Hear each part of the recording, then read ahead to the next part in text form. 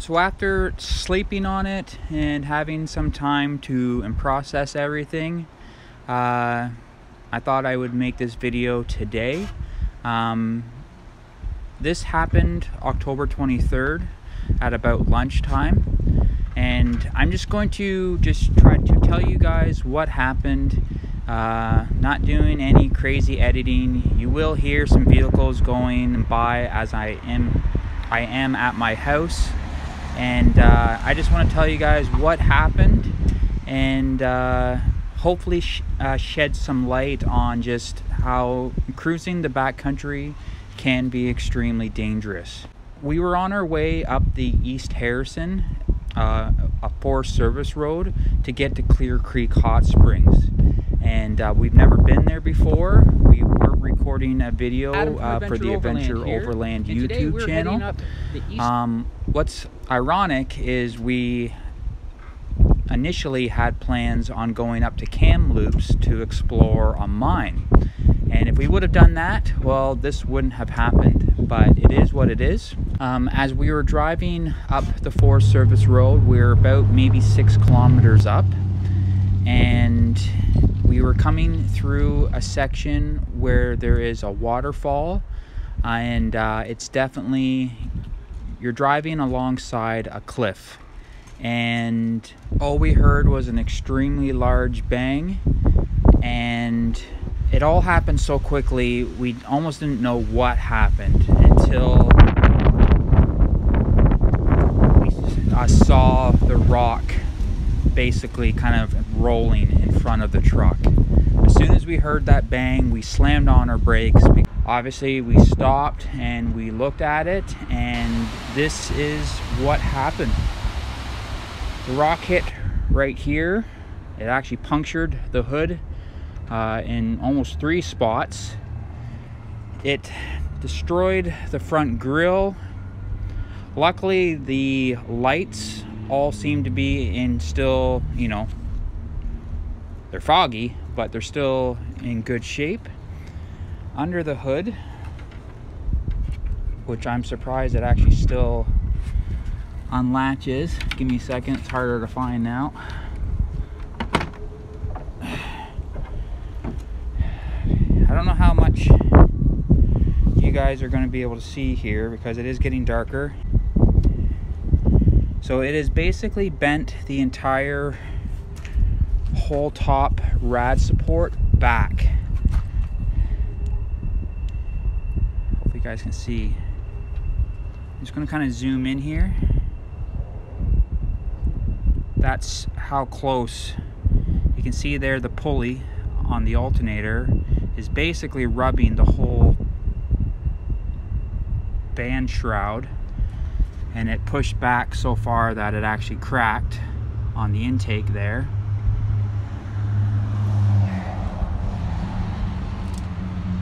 Surprisingly, it's not leaking any antifreeze yet because it is getting pushed pretty bad against the rad. The whole support system here needs to be replaced.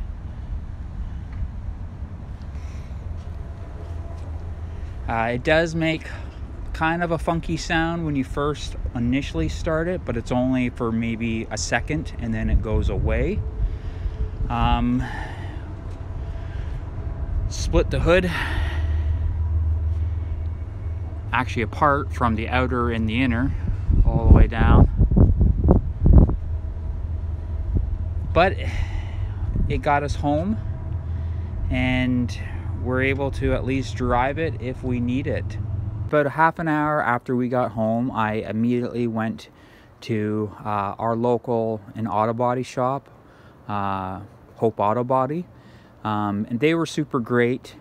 And I explained to them, you know, my concerns with it being an older vehicle, and knowing kind of the process, what happens with ICBC, and how quick they are just to write a vehicle off. It's easier for them just to, you know, hand over some money and not do the repairs. So, because then after they take possession of your vehicle, they then turn around and sell it for parts, and you know, it's quicker for them to do it that way. the Hope Auto Body, and definitely I wouldn't say cut corners, but and usually when they would be painting a hood, they would be painting the whole front end. Well, they're not going to do that. They're going to try just to keep the cost down as much as they can.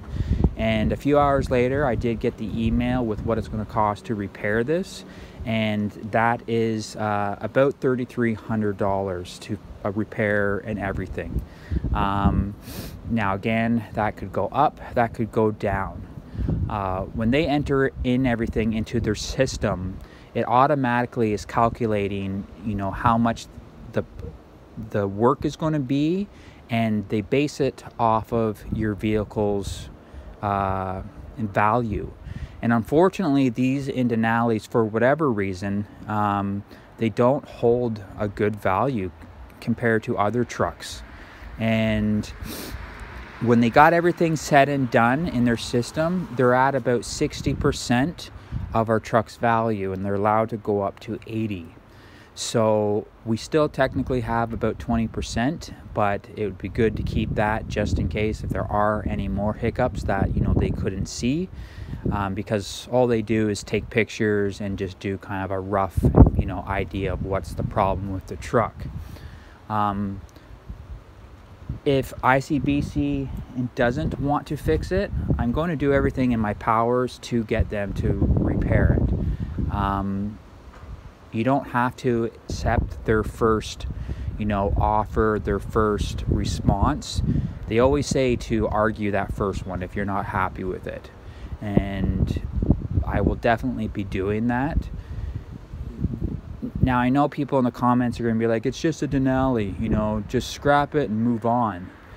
But this truck has so many memories that it's almost irreplaceable.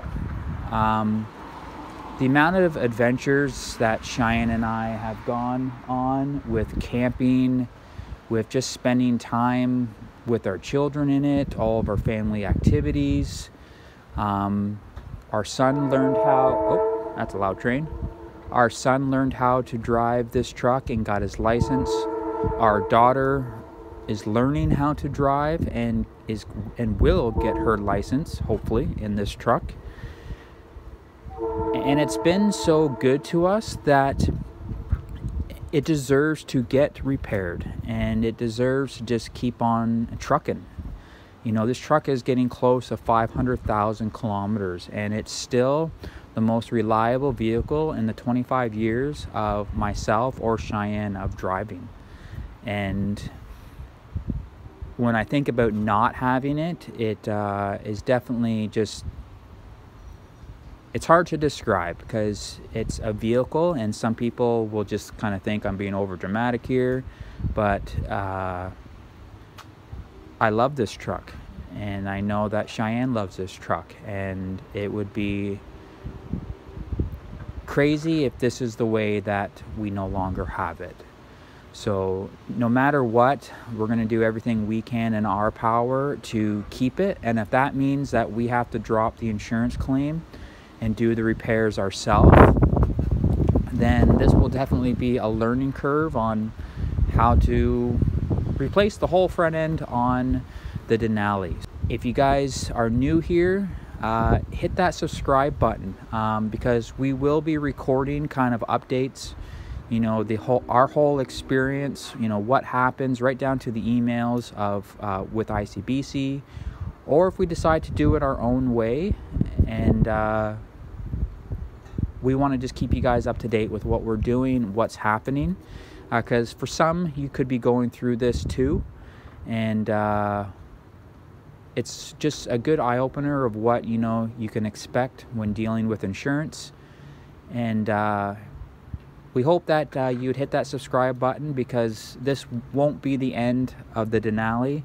This is just another chapter in its life. So hit that subscribe button, hit that notification bell, so you'll know when we upload any new videos. And thank you so much to everyone who is subscribed or who will subscribe after this video. This isn't the end. So and thanks guys, and for watching this probably just very poor lighting blah video, but it's something that we want to share, and because this in Denali is the most important part, the most important tool of our YouTube channel, because this takes us on all of our adventures and gets us there and back safely. So until next time, guys, thanks for watching, and I appreciate you clicking on in today's video.